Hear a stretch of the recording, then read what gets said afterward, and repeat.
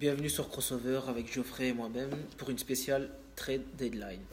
Une franchise a animé cette trade deadline, c'est les Cavaliers, avec le départ d'Isaiah Thomas aux Lakers Gros départ. et Channing Frye. Gros départ, comme tu le dis. Qu'en penses-tu de cette En fait, donc, il y a eu, pour la faire court, il y a eu donc Isaiah Thomas qui rejoint les Lakers avec Channing Frye, mais bon, ça c'est plutôt anecdotique. Il apportait plus grand-chose aux Cavs. En échange, ils reçoivent des joueurs qui vont normalement apporter tout de suite quelque chose, et aussi pour les années qui arrivent.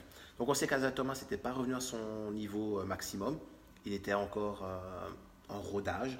L'alchimie avec LeBron ne se passait pas comme ça aurait été souhaité. Tous les deux ont besoin du ballon, donc là il y a un petit problème.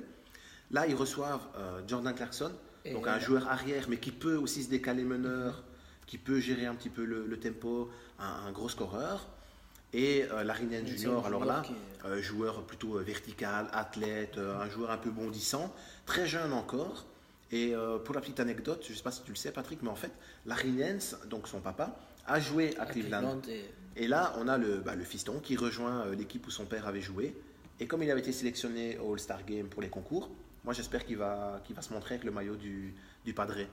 Donc ça c'est pour la petite anecdote concernant notre ami Larry Nance qui quitte les Lakers et bienvenue à Isaiah Thomas avec son nouveau maillot de LA. Et puis les Cavaliers sont encore dans un système à trade avec trois franchises, Utah et les Kings, avec le départ de Sacramento de George Hill pour aller au Cleveland. Donc ça c'est un vétéran qui va rejoindre une grosse équipe. LeBron. Ils avaient besoin de ça aussi, un gars qui peut poser le jeu. Entre guillemets, qui reste discret, donc qui ne va pas monopoliser l'attention des médias, qui ne va pas faire de bruit, comme pouvait le faire un peu Thomas, qui s'était mis un petit peu le vestiaire à dos d'ailleurs, avec des déclarations notamment, je ne sais pas si tu avais suivi ça, où il avait dit, voilà, à Boston on défendait dur, à Boston on jouait comme ça, à Boston ceci, à Boston cela. C'est un peu comme si il regrettait en fait Boston, il le disait ouvertement, donc il s'était mis un petit peu les fans et les joueurs et les dirigeants de Cleveland à dos. Donc, on peut comprendre son départ. Et de là, les Cavs récupèrent aussi Rodney Hood. Rodney Hood, gros scoreur. Saison, 17 points, et qui est un gros scoreur, comme tu le dis. Très gros scoreur du côté d'Utah. Et les Jazz qui reçoivent Joe Crawford. Joe Crowder. Gros défenseur. Joe Crowder. Joe Crowder.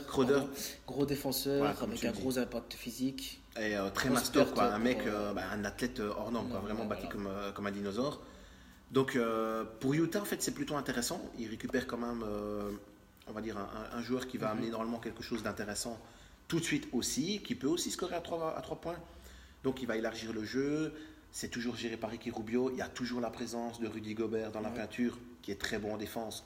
Et maintenant ils auront ce joueur qui peut jouer à l'aile, très bon en défense. Ils perdent dans cette manœuvre de trade, ils perdent le vétéran Joe Johnson, qui lui va être envoyé en fait à Sacramento, donc dans une équipe déjà de vétérans, et qui normalement va amener l'expérience, le scoring, mais dans une équipe qui n'a plus grand-chose à espérer. Et Cleveland qui perd aussi un grand fan d'Eric Rose que je suis, qui perd Derrick Rose qui va aller à Utah et qui sera coupé par... ça fait un peu mal au cœur de voir D. Rose déjà transféré. Il est arrivé cette saison, il a vu les problèmes de blessure. Il a eu aussi le problème où il a fait une dépression. Il s'était mis à l'écart du groupe. Il avait aussi des problèmes avec la justice. Dans les affaires passées, extra-sportives, on va dire ça comme ça. Ouais. Donc D-Rose qui lui, en fait, n'était pas du tout efficace, n'apportait pratiquement rien. L'alchimie aussi avec LeBron, on n'avait pas le sentiment qu'il y avait un truc qui se passait, ça n'avait pas vraiment switché entre eux non plus. Donc c'est triste pour D-Rose d'être de nouveau entre guillemets indésirable, un peu comme Isaiah Thomas, mais c'est un peu la conséquence des blessures et du moral en baisse du joueur qui fait que le vestiaire ne le voulait plus spécialement non plus. On a un départ, là c'est pas vraiment un transfert, c'est plus un cadeau que Cleveland a fait. C'est d'accord avec moi. Ouais. Donc ils envoient.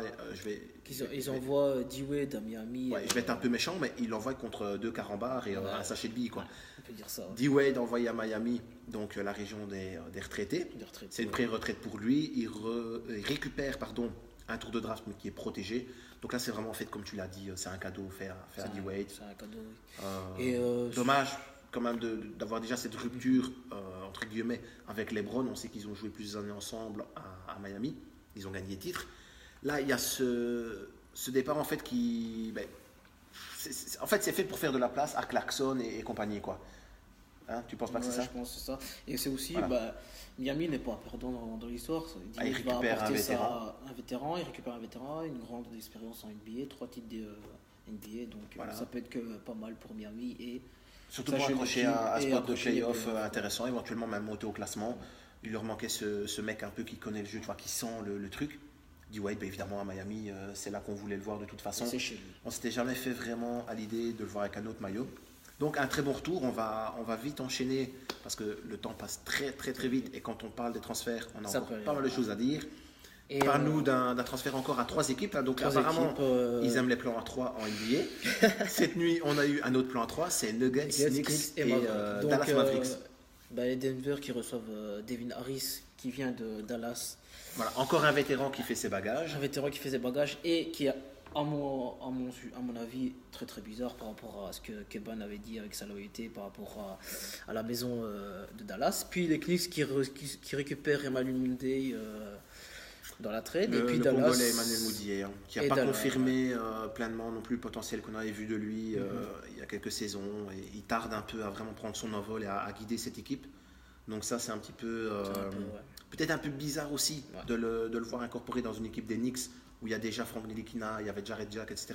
On rajoute dans les pieds de Ntilikina encore un meneur de jeu qui normalement doit prendre du temps de jeu en plus, parce que Mudiay, c'est quand même du temps de jeu. C'est un gars qui, encore une fois, va peut-être empêcher Ntilikina d'être dans le 5 majeur. Donc pour Ntilikina, je pense que c'est un petit message envoyé. Un petit message pour... coup de boost, quoi. Il va falloir y aller, quoi. Hein. Notre ami Francky, là, vas-y Francky, quoi. Et puis Dallas qui récupère aussi Doug de McDermott et un second tour McDermott. Excusez-moi pour les prononciations. Et un second tour de draft. On va pas se fâcher avec les familles. Voilà. Et un second tour de draft de Denver. Voilà, McDermott qui va amener le scoring. Et sa petite palette offensive. Ouais, maintenant, aussi. C'est une équipe de Dallas qui ne se bat même pas pour les playoffs. C'est du tanking, hein. Ils vont essayer d'avoir un bon choix de draft. Mais disons que pour la saison prochaine, il peut amener peut-être un petit quelque chose, quoi, un petit peu de scoring. Et comme tu l'as si bien dit, en dehors de ça, il n'y a pas grand-chose à ajouter par rapport à ce trade. Voilà. Est-ce que tu n'aurais pas un petit Magic Suns sous la main? Si, un petit Magic Suns. On sort des petits trades à 3. On va du côté des Suns qui reçoivent Elfrid Payton. Encore un meneur de jeu, donc on vient de le dire avec Devin Harris, Mudiay, etc. Là, on est encore dans les meneurs. Donc les meneurs sont à la mode, ils ont la cote. Il va amener quoi selon toi à Phoenix? Il va amener un peu de scoring aussi. Et puis, soulager un peu Devin Booker, soulager peut-être un duo à l'arrière. Un duo avec lui, mais je pense que c'est plus pour soulager Devin Booker qui en a beaucoup besoin, quoi. Parce qu'il fait il doit faire trop de choses. Ouais. Le scoring, être playmaker, les passes, machin, le leader et tout. Il est encore très très jeune, Payton aussi. Donc pour l'avenir, en fait, dans cette construction d'équipe, alors c'est pas un joueur que j'adore, Elfrid Payton, il défend pas très très bien. Il est un petit peu bizarre aussi au niveau de son évolution parce qu'on avait vu des bonnes choses, puis non, puis oui, etc.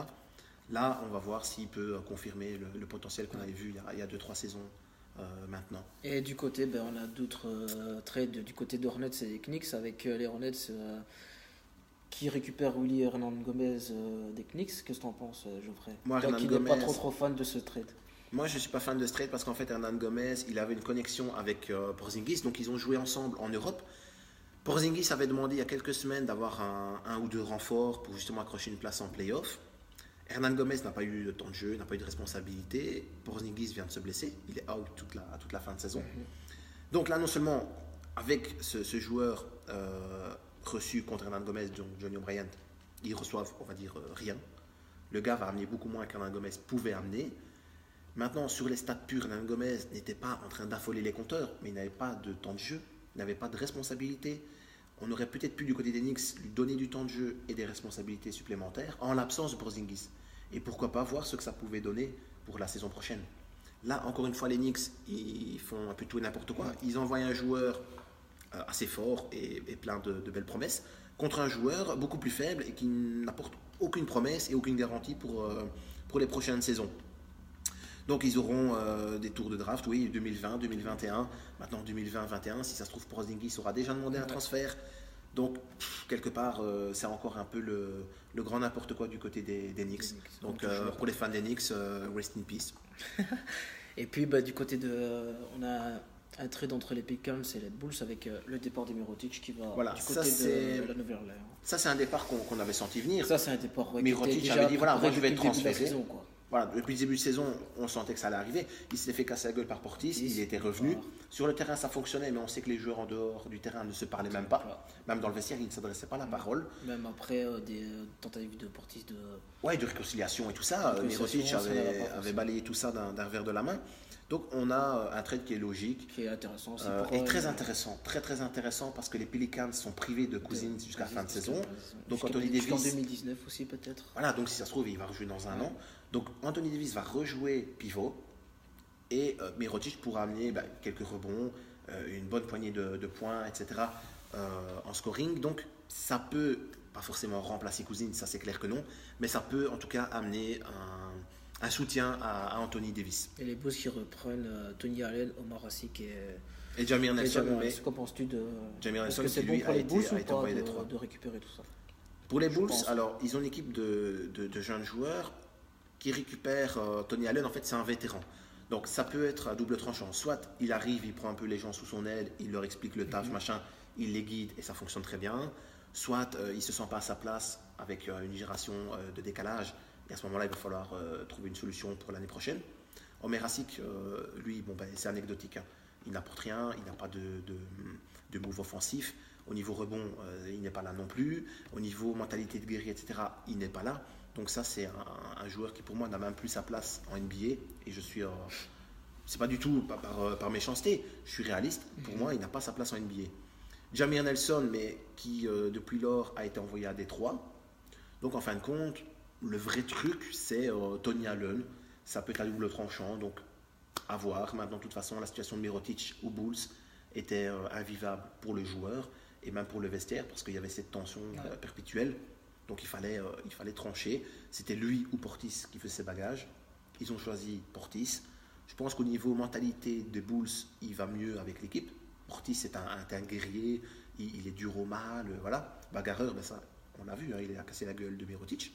Et Mirotic, sur ce poste qu'on va lui offrir aux Pelicans, normalement, il devrait tout à fait trouver sa place et seconder Anthony Davis. Exactement. Après, on a eu des trades dont on a un petit peu zappé. On vous invite à aller voir sur les applications basket, sur NBA.com. Il y a tous des petits trades comme ça avec des choix de draft incorporés, machin. C'est des joueurs vraiment plus que secondaires. Hein. On les zappe un peu. Donc en dernier, nous avons un trade plus ancien entre les Pistons et les Clippers avec Blake Griffin, la grande star de ce trade. Ça, c'est comme tu l'as dit, c'est un peu plus ancien. Geoffrey, de ce trade avec les Clippers qui récupèrent Avery Bradley et Tobias Harris. En fait, c'est un trade qui a eu lieu il y a maintenant quelques semaines. On a déjà vu les joueurs à l'œuvre, donc on voit ce que ça donne. Et en fait, c'est plutôt du gagnant-gagnant. Ça donne quelque chose d'intéressant du côté des Pistons, parce que l'association Blake Griffin et Drummond fonctionne à merveille. Les deux sont complémentaires, s'entendent très très bien. Drummond accepte d'avoir le renfort de Blake Griffin. Griffin nous fait des super stats. L'équipe fonctionne à merveille. Il y a eu aussi des joueurs plutôt secondaires comme Bryce Johnson, qui a lui aussi fait ses bagages pour rejoindre Blake Griffin. Il y a eu Willie Reed, qui l'avait fait aussi, mais qui ensuite a été envoyé à Chicago. Les Clippers ont reçu Avery Bradley, donc joueur défensif. Très défensif. Qui peut amener aussi un peu de scoring. Ils ont eu Tobias Harris, donc joueur polyvalent, poste 3-4, qui tarde un peu à confirmer un vrai truc, style lieutenant de star ou quoi. Il n'est pas encore là-dedans, mais il fait plutôt le taf. Et puis ils ont reçu Boban Marjanovic. Alors voilà, ça c'est un joueur que j'adore. Boban Marjanovic, qui avait appris le métier en NBA aux côtés de Popovic à San Antonio, comme tu viens de le dire. Qui a toujours été respecté par les Spurs, par Popovic qui a dit du grand bien de lui. Là, il rejoint les Clippers, il va pouvoir seconder d'André Jordan. Il y a beaucoup à apprendre de lui aussi. Il a beaucoup à apprendre de lui. Donc tout ça fonctionne pas mal. Les Clippers, en fait, on les pensait un peu au fond du trou de par cette perte de Blake Griffin. En fait, l'ensemble fonctionne plutôt bien, ça joue bien, l'entente, l'osmose, elle est là. Du côté Pistons, on l'a dit, là c'est impeccable pour le moment. Ils peuvent accrocher une place en playoff. Les Clippers, qu'on pensait être ruinés pour les playoffs, comme ils ont conservé Lou Williams, qui a été re-signé pour 3 ans, et ils ont conservé DeAndre Jordan, qui était dans les rumeurs de trade depuis plusieurs semaines, notamment les Cavs qui le voulaient. Personne ne l'a eu, il reste aux Clips. Donc en fait, avec tout cet ensemble-là, ils peuvent aussi accrocher une place en playoff.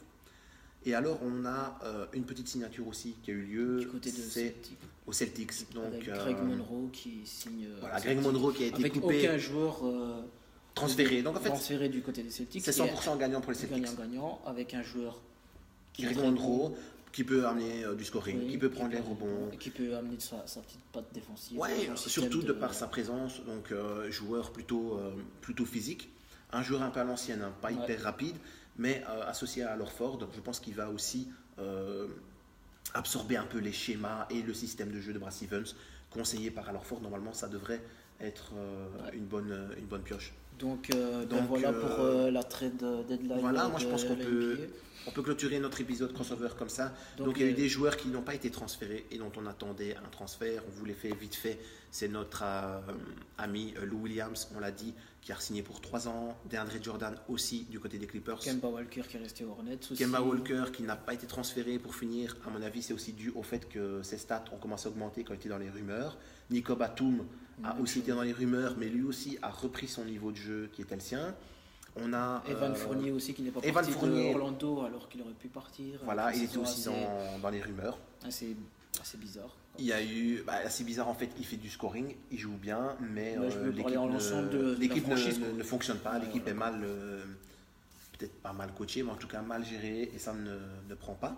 N'hésitez pas à interagir par rapport à ce qu'on voilà, dit dans la trade deadline. On vous dit notre point de vue. Maintenant, vous pouvez ne pas être d'accord et vous pouvez tout à fait nous faire un commentaire par rapport à ça. Et n'oubliez pas de nous suivre sur Facebook et YouTube. Donc l'émission Crossover, on continue à faire nos vidéos, on change de sujet pour la prochaine émission. On vous refera un petit récap de ce qui se passe et de la course au playoff parce que tout doucement on y arrive. On fera peut-être, pourquoi pas encore, Pat, comme on avait fait déjà, une séquence rétro. Donc on pourrait parler d'un joueur qui a marqué de son empreinte la ligue. Donc on revient en fait à des vidéos sur ce qui se passe vraiment dans la saison, les résultats, les classements, etc. Ici c'était une spéciale transfert. La saison des transferts est terminée, mais suivez tout ça encore de près parce que des joueurs pourront signer dans des équipes puisqu'il y a des joueurs qui sont libres. Les équipes vont se renforcer en vue des playoffs. Suivez la NBA, suivez-nous sur YouTube, partagez la vidéo sur Facebook, mettez les likes, n'hésitez pas à interagir avec nous, à faire des messages, etc. On répondra dans la mesure aussi du possible et si ça concerne évidemment le basket. Et Pat, moi je te dis que tout aille bien, à la prochaine. Et on aura un petit spécial All-Star Game aussi. On fera le récap de ce qui se sera passé aussi au All-Star, comme mon ami Patrick vient de vous le dire. À très bientôt.